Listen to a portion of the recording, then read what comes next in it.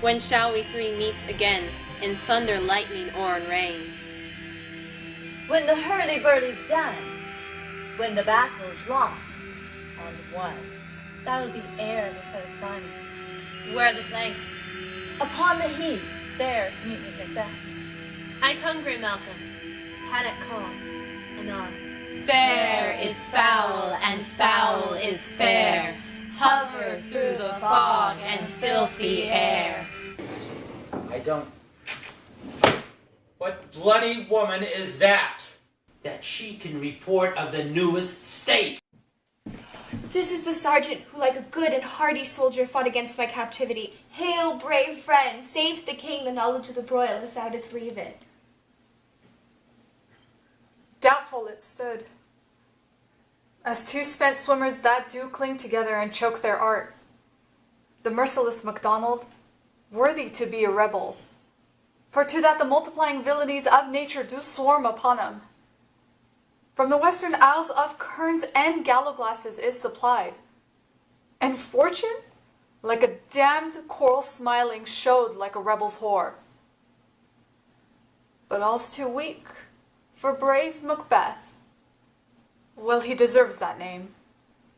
Disdaining fortune, with his brandished steel, which smoked with bloody execution like valor's minions, carved out a passage till he faced the slave, and never shook hands, nor bade farewell to him, until he unseamed him from the nave to the chaps, and fixed his head upon our battlements.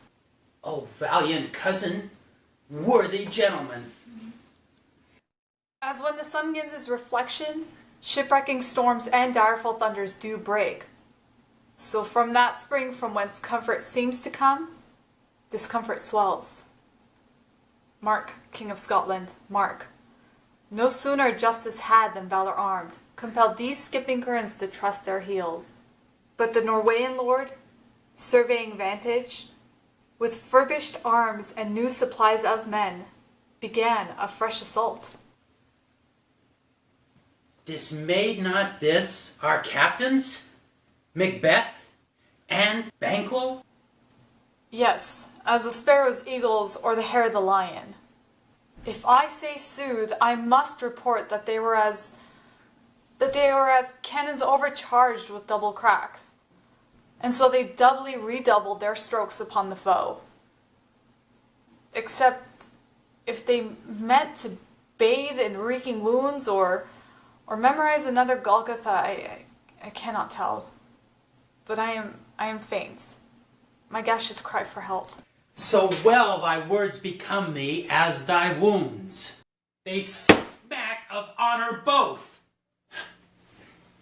Go, get her a surgeon. Who comes here? Thy worthy Thane of Ross. What a haste looks through her eyes that sure me thought she should speak things strange. God save the king. Whence cameth thou, worthy Thane? From Fife, great king, where Norwegian banners blot the sky and fan our people cold. Norway himself, with terrible numbers, assisted by that most disloyal traitor, the Thane of Cawdor, began a dismal conflict. Till that Belladonna's bridegroom, lapped and proof, confronted him with self-comparisons, point against point, rebellious arm against arm, curbing his lavish spirit, and to conclude, the victory fell on us. Great happiness! That now Swain, O Norway's king, craves composition, nor did we deign him burial of his men until he dispersed at St. Colm's Inch $10,000 to our general use. No more that Thane of Cawdor shall deceive our bosom interest. Go, pronounce his death, and with his former title, greet Macbeth. I'll see it done. What he hath lost, noble Macbeth hath won. Weird sisters hand in hand, posters of the sea and land, thus do go about, thrice to thine and thrice to mine, and thrice again to make up 9. Peace! The charm mooned up. So foul and fair a day I have not seen. How far is it called forth? What are these, so withered and wild in their attire? that look not like the inhabitants of the earth and yet are on it? Live you, or are you aught that man may question? Speak if you can. What are you? All hail Macbeth! Hail to thee, Thane of Glamis! All hail, Macbeth. Hail to thee, Thane of Cawdor. All hail Macbeth, thou shalt be king hereafter. Good sir, why do you start, and seem to fear things that sound so fair? In the name of truth, are ye fantastical, or that indeed which outwardly ye show? My noble partner you greet with present grace, and great prediction of noble having and of royal hope, that he seems rapt withal. To me you speak not. If you can look into the seeds of time, and say which grain will grow, and which will not, speak then to me, who neither beg nor fear your favors, nor your hate. Hail! Hail. Hail! Lesser than Macbeth and greater. Not so happy, yet much happier. Thou shalt be king, so thou be none, so all hail Macbeth and Banquo. Banquo and Macbeth, all hail! Stay, you imperfect speakers. Tell me more. By Sanel's death I know I am Thane of Glamis, but of Cawdor? The Thane of Cawdor lives, and is a prosperous gentleman. And to be king falls not within the prospect of belief. Say from whence you owe this strange intelligence, and why upon this blasted heath you stop our way with such prophetic greeting. Speak, I charge you. The earth hath bubbles as the water has, and these are of them. Whither have they vanished?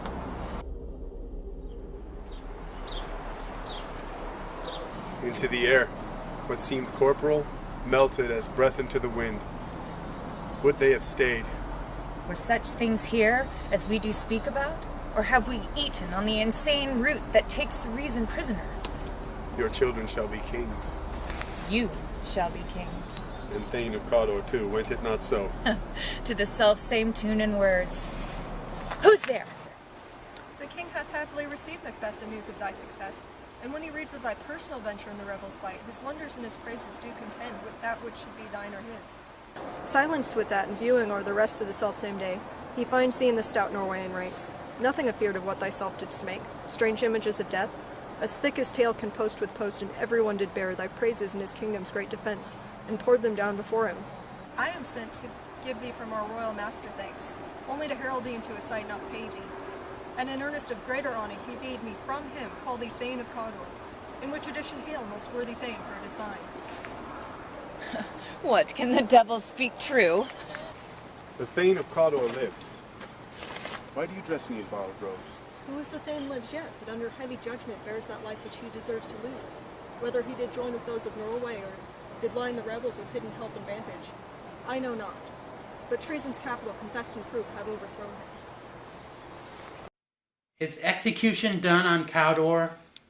Are not those in commission yet returned? My liege, I did not speak with them, but I spoke with one who saw him die, who did report that, very frankly, he confessed his treasons, implored your highness's pardon, and set forth a deep repentance.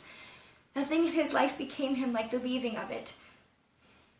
He died as one that had studied death, to throw away what one holds so dear as though it were a careless trifle. There's no art to find construction in the face. He was a gentleman whom I built absolute trust.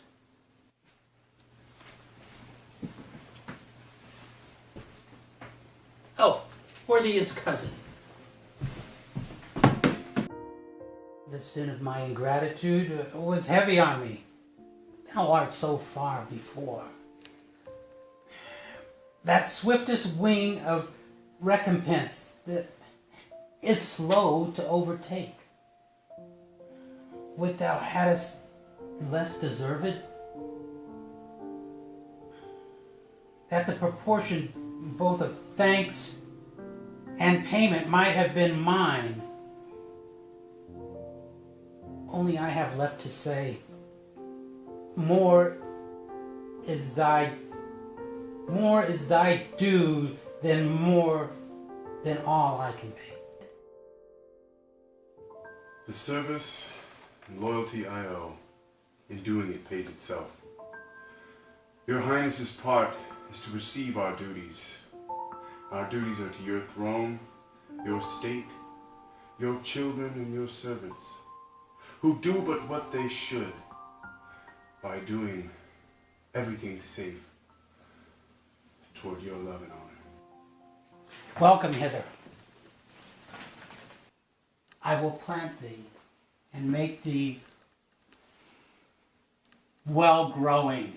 We will establish our estate on our eldest, Malcolm, and from henceforth shall be known as the Princess of Cumberland. The rest is labor, which is not used for you. I'll be myself the harbinger, and make joyful the hearing of my wife with your approach. So humbly take my leave. My worthy Cardor. Princess of Cumberland. Now that is a step on which I must fall down or else overleap, for in my way it lies. Stars, hide your fires. Let not light see my black and deep desires. The eye winketh the hand, yet let that be which the eye fears when it is done to see.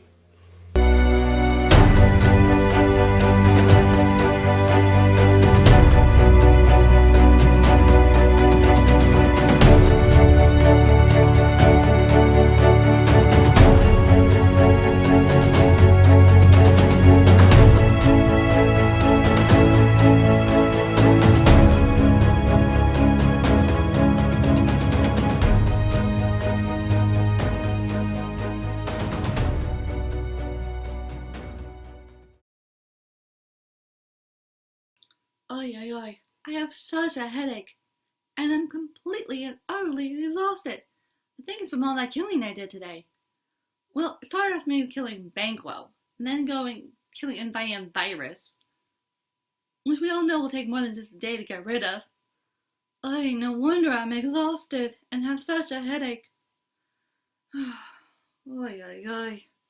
Well, if you want to see more of me as Sexy Assassin, or more videos like the one you just watched, don't forget to go to YouTube, subscribe, like, and share, and hit that bell for notification, because we'll notify you every time we upload a new video. How exciting! You wouldn't want to miss out on that. Oh, and if you could support us by going to www.patreon.com/CafeGirl Productions, we'd greatly appreciate it. And I understand we are in a pandemic, and money is tight for a lot of us, but whatever amount you're comfortable donating, we'd greatly appreciate it. And thank you for all your support.